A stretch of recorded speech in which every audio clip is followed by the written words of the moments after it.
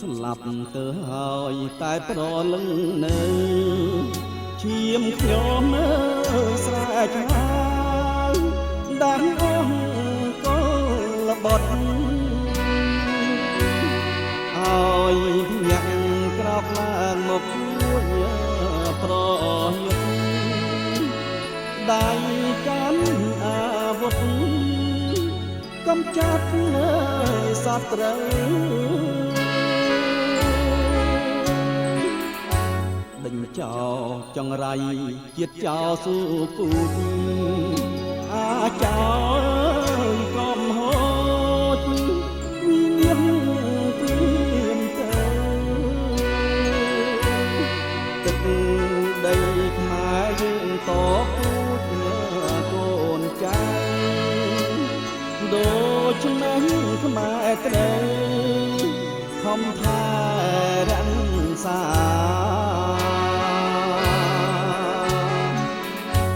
សម្រែកឈាមខ្មែរអ្នកស្នេហាជាតិ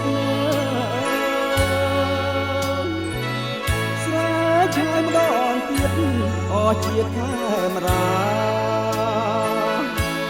ក្រោកឡើង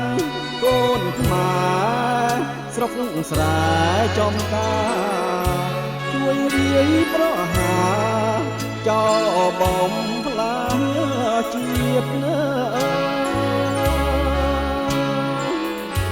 កំចាត់ឲ្យអស់ឈាមថោកចង់រាយកុំបងអើយអង្ដាយស្ងៀមតទៅទៀតបើស្លាប់ក្នុងនាមស្មោះត្រង់ស្រង់ជាតិស្លាប់10ដងទៀតរត់តែប្រសា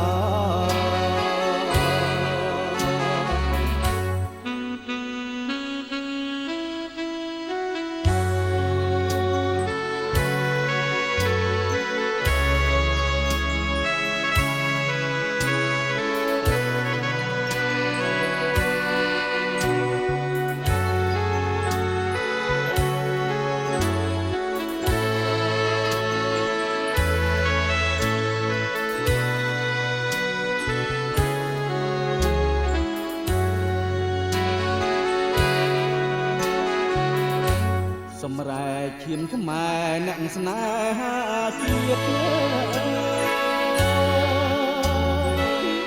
ស្រែកឈាមដងទៀតអស់ជាតិខែមរាក្រោកឡើងកូនខ្មែរស្រុកស្រែចំការជួយរាយប្រហាចោលបំផ្លាញជាតិចាត់ឲ្យអស់ឈាមថោកចង់រាយកុំបងអើយអង្ដាយ